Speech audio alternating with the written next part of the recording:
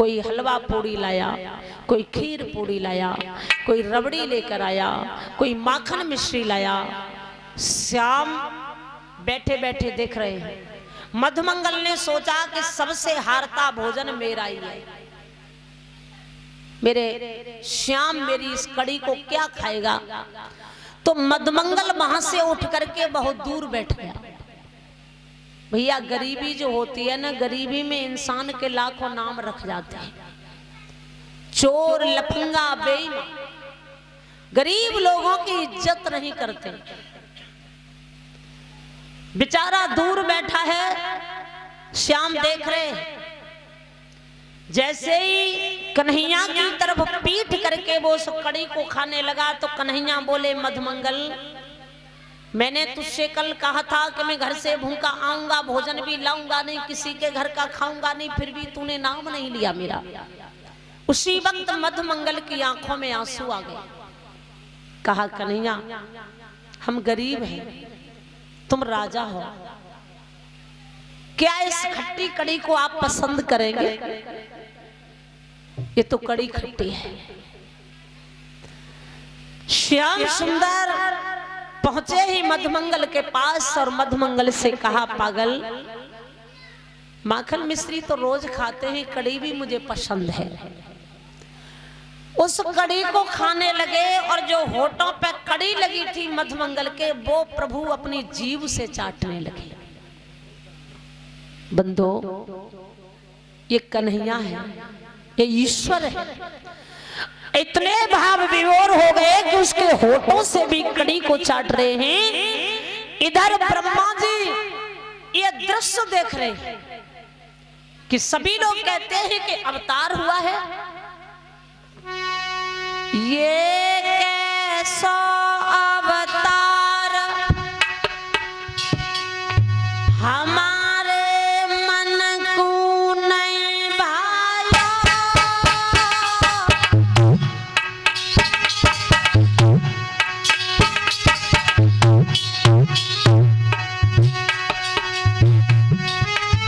ग्वाल बाल को झूठा भोजन अज जाने खाया।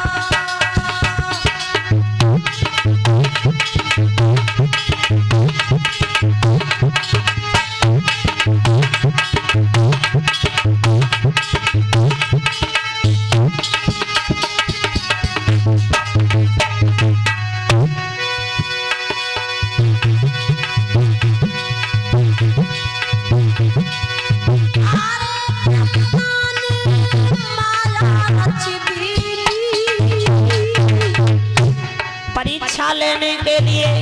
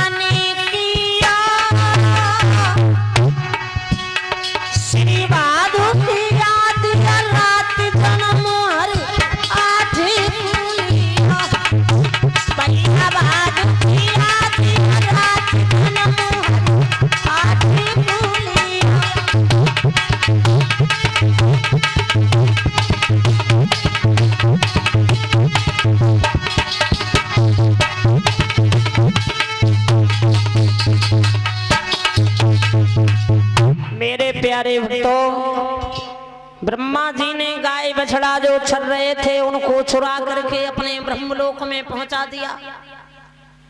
ग्वाला कन्हैया से बोले, भोजन खाने में लगे रहो, लगे रहो। और उधर गाय बछड़ा का कोई पता नहीं लगता है, दूर जंगल में चले गए। कन्हैया बोले तुम सभी खाओ, मैं ढूंढ कर लाता हूँ। श्याम गाय बछड़ों को ढूंढने गए, तब तक ब्रह्मा जी ने ग्वालों को भी चुरा लिया। लौट कर कन्हैया आए तो इधर ग्वाला नहीं, उधर जाए तो गाय बछड़ा नहीं। कन्हैया समझ गए कि ये ब्रह्मा जी की चाल है। उन्होंने गाय बछड़ा ग्वाला तो ढूंढना बंद कर दिए, अपनी योग माया से वैसे ही ग्वाला, वैसे ही गौएं, वैसे ही बछड़ा रच लिए। और जैसे ही शाम वही गाय बछड़ा लौट कर आए, ग्वाला आए, किसी ने ये नहीं पहचान पाया कि ये हमारा ग्वाला नहीं है, कि ये हमारी गाय नहीं, कि ये मेरा बछड़ा नहीं। श्रोताओं, अब तो रोज ही उन्हीं मायावी गाय बछड़ा ग्वालों के साथ में कृष्ण रहते हैं, कोई नहीं पता लगा पा रहा है। तो 1 साल हो गई ब्रह्मा जी को देखते देखते, शायद कोई खबर ले। जब खबर नहीं ली तो ब्रह्मा जी ने सोचा कि जरा देखूं तो सही, किसी का पशु या किसी का बालक गुम हो जाए 1 दिन के लिए तो घर वालों को बड़ी चिंता हो जाती है, और हमारी तो ब्रह्मपुरी में 1 साल हो गई है, किसी को खबर ही नहीं है बात क्या है। जैसे ही उन्होंने देखा तो गोवर्धन पर्वत पर गाय बछड़ा चर रहे हैं, कन्हैया ग्वालों के साथ में खेल रहे हैं।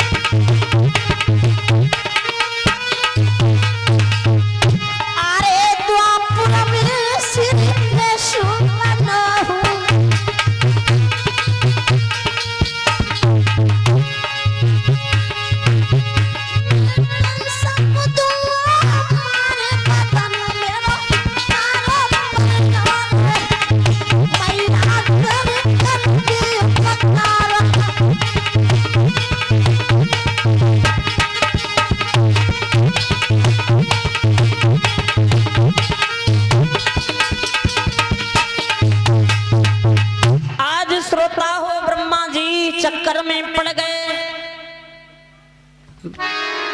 ब्रह्मलोक में गए तो गाय बछड़ा वहां भी है, गोवर्धन पर्वत पर आए तो गाय बछड़ा यहाँ भी है। अब वो ये विचार कर रहे हैं कि ये है क्या। जब समझ गए ब्रह्मा, लगता है प्रभु का अवतार हो चुका है। उसी समय ब्रह्मा जी गोवर्धन पर्वत पर आए हैं और भगवान श्याम सुंदर से कहने लगे हैं, हे कृष्ण हमें क्षमा कर दीजिएगा, और इसमें अकेले मेरे ही मर्जी नहीं थी, इसमें मर्जी देवताओं की भी शामिल थी, क्योंकि तुम जो ये कर रहे थे उस पर सभी को संशय था, शक था। आज वो सभी का संशय दूर हो गया है,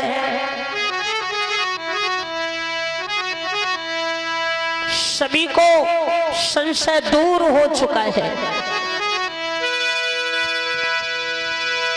देवों के कहने सुनने से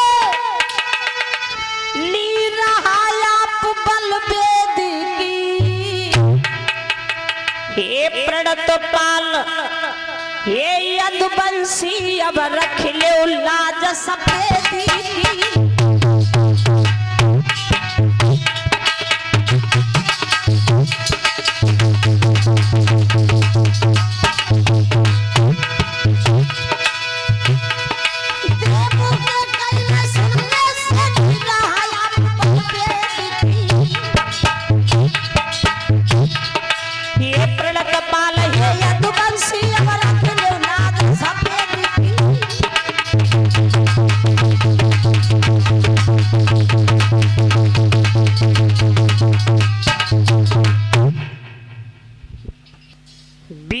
ब्रजलाल अहलादपुर, 20 रुपए लेखराज केसरपुर, 50 रुपए तुलाराम वकील साहब अदलखिया, 10 रुपए गुड्डू साहू अदलखिया, 10 रुपए अमर सिंह मोहरनिया, 20 रुपए केदार सिंह अदलखिया, 10 रुपए अनुष्का कश्यप अदलखिया।